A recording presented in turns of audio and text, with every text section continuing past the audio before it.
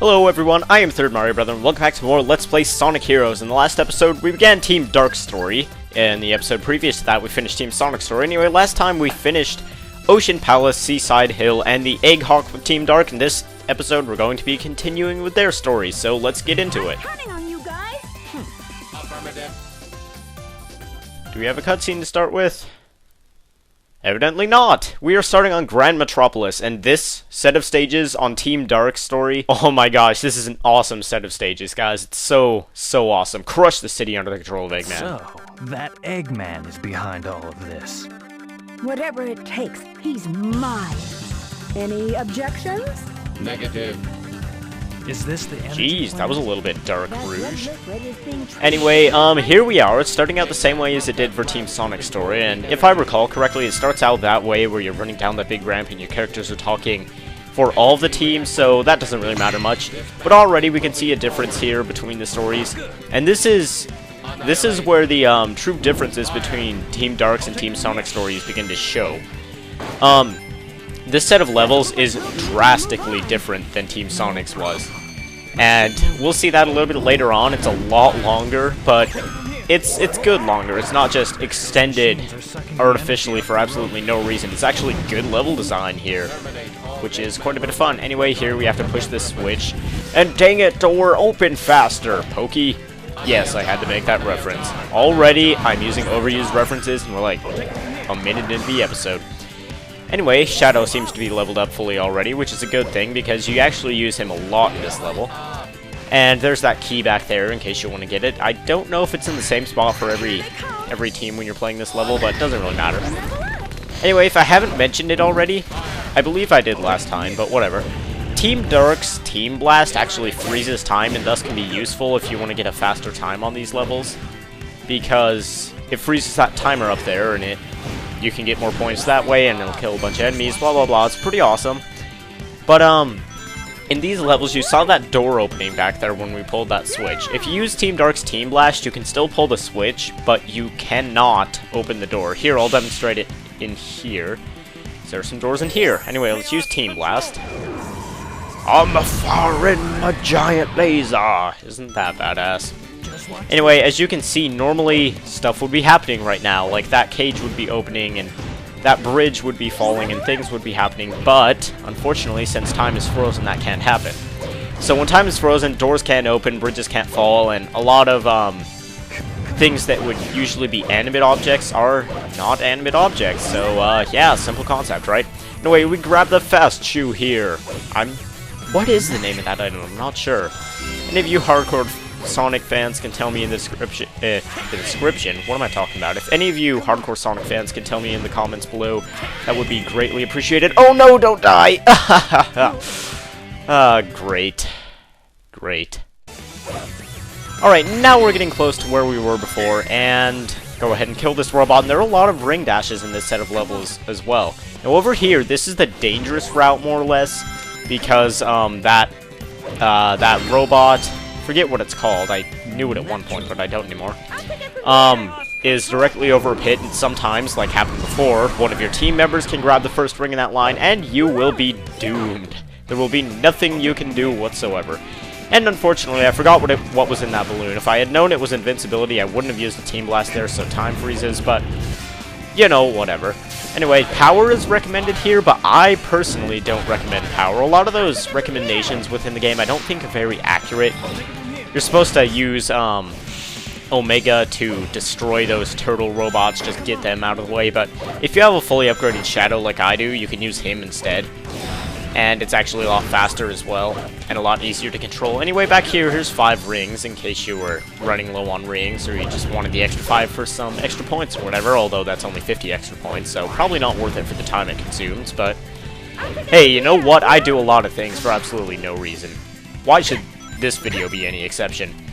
Anyway, let's see. Oh man, big battle over here. Outnumbered, but still no match. A lot of the things Shadow says in this game are... they would be cool lines, but he says them with such, like, weird gumption. Like, such... I don't know, he just says them so, like, cockily, it makes them funny. Is cockily a word? I don't know. If it's not, it is now in the third Mario Brother Dictionary, available now on Amazon.com for only $399.99. I'm sure it'll sell millions of copies. Anyway, over here, got Ruse, and she can fly up here and take a little shortcut there, and that's something that's very important within Team Dark's levels, I find.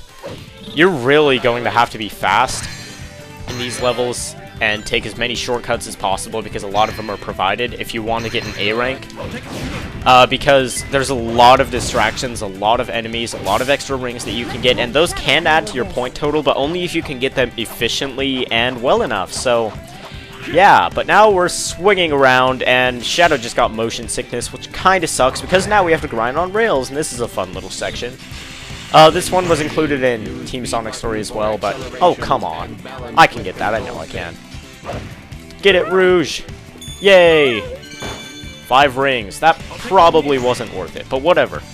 There's another balloon over here that we can get. Unfortunately, there are no point rings leading up to it. 10 more rings. Wow, we're rich. We have 236 rings. That is quite a few rings. I'm not sure what kind of, like, currency conversions would apply to rings in Sonic, because they are on Earth, right? I know in some of the animes Sonic was on Earth, as far as I know. This isn't Mobius. It couldn't be Mobius.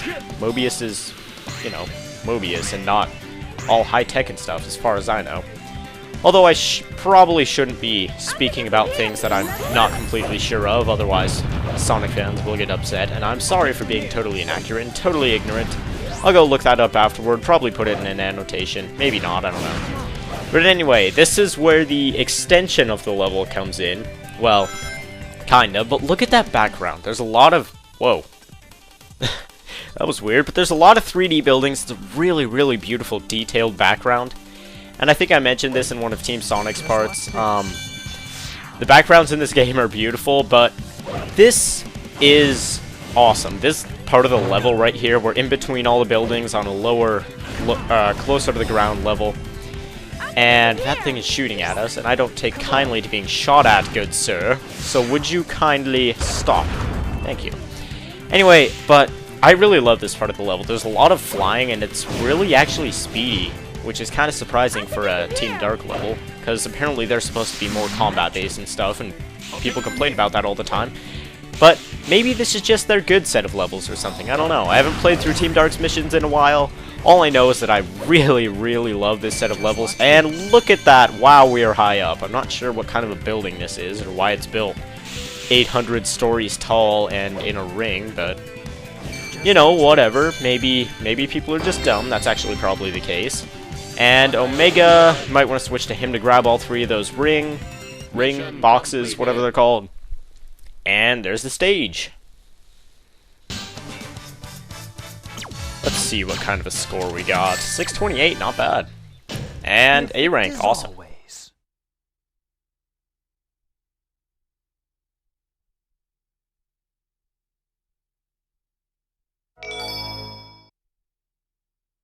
And next one, Stage 4, Power Plant. This one's fun as well, and it's extended quite a bit upon the Team Sonic stage, but it's also very difficult.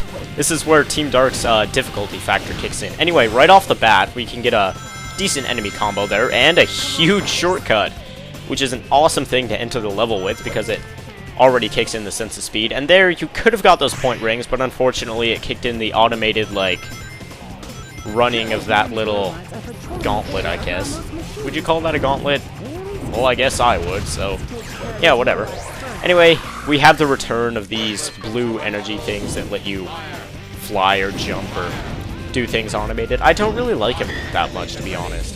They kind of just slow down the gameplay. I prefer just running straight at these parts, like if there's a hallway right here that we could turn and run. But I don't know, maybe add something interesting. Maybe I'm just really bad at judging game design. Maybe I should just shut my fat mouth. Let's go ahead and kill these guys and continue on here. It looks like there's a space between those two sections there, but apparently there isn't. You can just run over it. It's sometimes nerve-wracking to do that. I think I may have glitched through that part in the past, but no big deal. Anyway, I like it when the game recommends that you use Rouge for flying enemies, but you can do it hundreds and hundreds of times easier. Well, maybe not that much easier. That'd be like kind of drastic, but you can do it. You could do it much more easily by just using Shadow or Omega. Now here is a mechanic that's kind of interesting. You fly through and automatically break all those boxes. You know, I like the idea, but it's a little bit glitchy in this game, and I'll show you why in a little bit. Anyway, this is a fantastic place to use Team Blast because you've got all these turtle robots, and they can be a real hassle, fully upgraded Shadow or not. And let's go ahead and jump in this cannon. I prefer taking the speed route here, if only because you're not over a bottomless pit the whole time. Let's go ahead and ring dash onto this rail just for the extra 200 points. And that's another thing you're going to want to do a lot. Do those ring dashes and tricks and enemy combos as much as you possibly can, just for the sake of extra points. And there we go. And with these, you can kind of predict when they're going to extend to their maximum height, I guess. And then if you have fully upgraded Shadow, you could just hit him with a homing attack, and then you'll home in on him instantly and start spinning as soon as possible. But there is the reason that I don't like those little automated sections where you break the boxes, because right there, it sent you through turtles, and it was supposed to flip them all over, make them easy to kill, but a lot of the time, actually probably more than half of the time, when you do that, it'll actually hurt you when you hit the turtles. So that kind of stings. It's those little things that lack some polish that make this game not as great as it possibly could be. But Omega, what are you doing? He's sitting there shooting nothing. That's ridiculous. But here's another fun section. If you go with Rouge and you float down carefully onto these rings, you can take a bunch of shortcuts and make sure not to do what I'm doing and utterly suck. But go ahead and go around in circles and hit these things, and you can skip a ton. You can skip a lot of waiting, cut down on your time significantly, and you won't have to deal with those annoying blue robot enemies. Just make sure you're not getting hit by them on the way up, because that can be really annoying, and I actually died from it a couple times, got hit by him once, knocked back down, got back in the ring, and it happened over and over again, so that kind of sucks. Sometimes on those little sections where you can go through those point rings and then you know, get onto that little, the automated section with the blue energy stuff.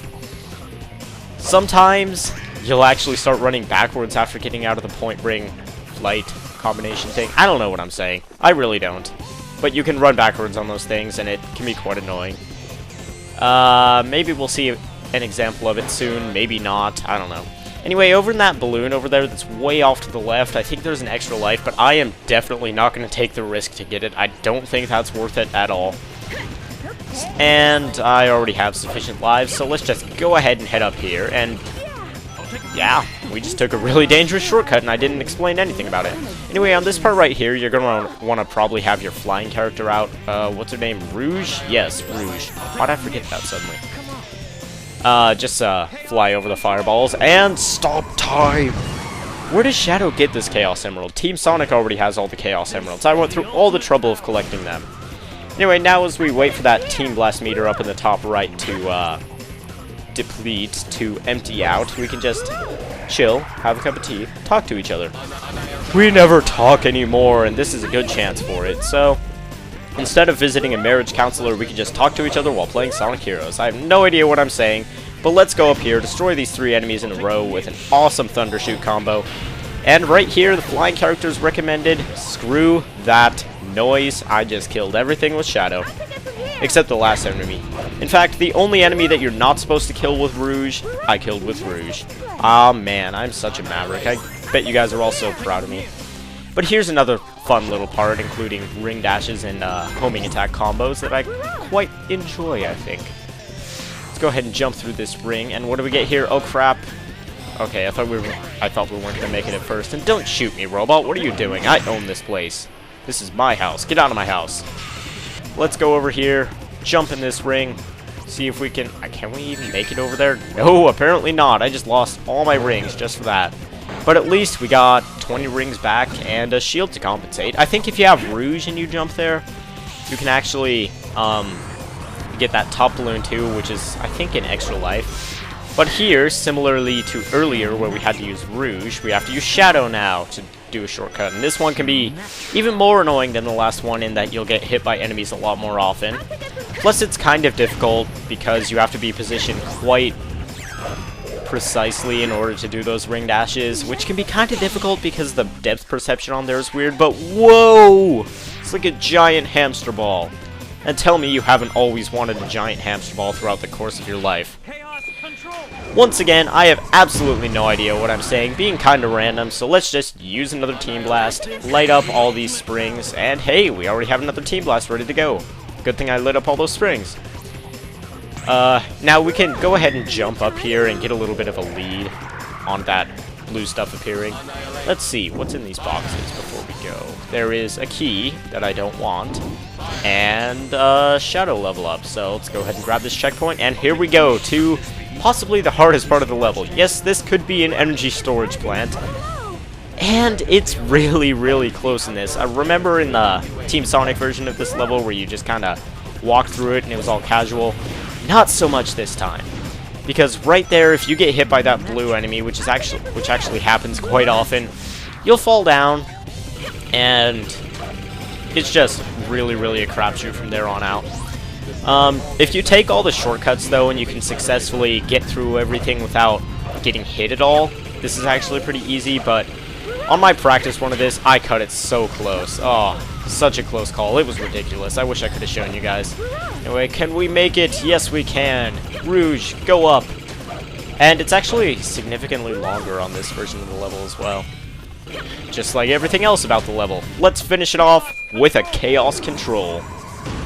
And a giant laser. Because who doesn't love giant lasers? And here we go. End of the level, guys. I like how the teams do the exact same pose every single time. It's kind of weird. Maybe they practiced for it. It's there. It's what they do on stage to impress the audience. And there's our A rank. Cool.